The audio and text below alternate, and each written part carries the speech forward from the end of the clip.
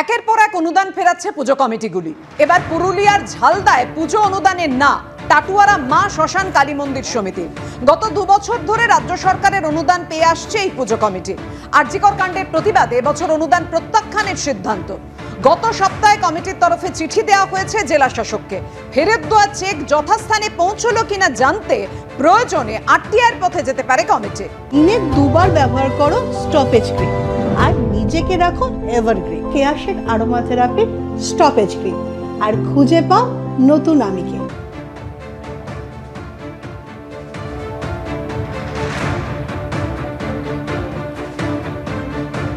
প্রয়োজনে আরটিআইয়ের পথে যেতে পারে কমিটি। যদি ফেরত দেওয়া চেক যথাস্থানে না পৌঁছয় সেটা জানতে আরটিআই করতে পারে কমিটি।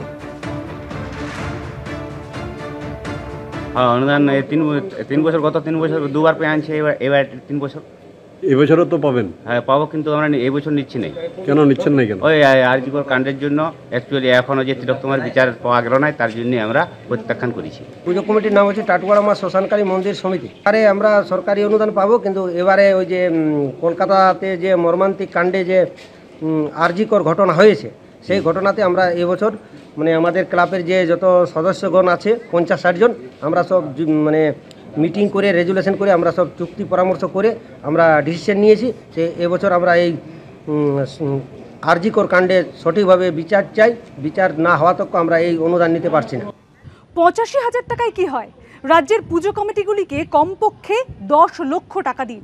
পুজোয় রাজ্যের অনুদান সংক্রান্ত একটি পুরনো মামলায় সোমবার এমনই মন্তব্য করলেন কলকাতা হাইকোর্টের প্রধান বিচারপতি। আর কি বললেন তিনি, শুনুন।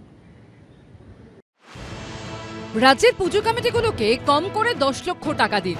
85,000 টাকায় কি হয়? পুজোয় রাজ্য সরকারের অনুদান সংক্রান্ত একটি পুরনো মামলায় সোমবার এমনই মন্তব্য করলেন কলকাতা হাইকোর্টের প্রধান বিচারপতি টি.এস. শিবজ্ঞানম। সেই সঙ্গে কার্যত খোঁচা দিয়ে প্রধান বিচারপতি আরও বলেন, এই টাকায় খুব বেশি হলে একটা তাঁবু বানানো যেতে পারে, আর না হলে কার্যকরী কমিটির সদস্যদের কাজে লাগতে পারে। গত কয়েক বছর ধরেই পুজো কমিটিগুলিকে অনুদান দেয় রাজ্য সরকার। 2023 সালে অনুদানের পরিমাণ ছিল ক্লাব প্রতি 70,000 টাকা। এবছর তা বেড়ে 85,000 করা হয়েছে। জানি কম বিতর্ক হয়নি। এরপর আরজিকর কাণ্ডের প্রতিবাদে বেশ কিছু পুজো কমিটি অনুদান না নেওয়ার সিদ্ধান্ত নিয়েছে।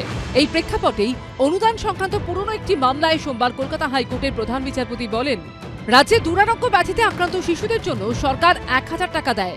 তাদের আরও বেশি প্রয়োজন, সেটা সরকার বিবেচনা করে দেখলে ভালো হয়। প্রধান বিচারপতি বলেন, আদালত থেকে চুক্তিভিত্তিক কর্মী অপসারণের ফলে অসুবিধা হচ্ছে। আমার শপথ গ্রহণের সময় যখন মুখ্যমন্ত্রী এসেছিলেন, তখন এখানকার চুক্তিভিত্তিক কর্মীরা তার সঙ্গে দেখা করে সুরাহার দাবি জানিয়েছিল। 23 বছর কাজ করে সর্বোচ্চ 23,000 টাকা নিয়ে কর্মীরা অবসর নিচ্ছেন।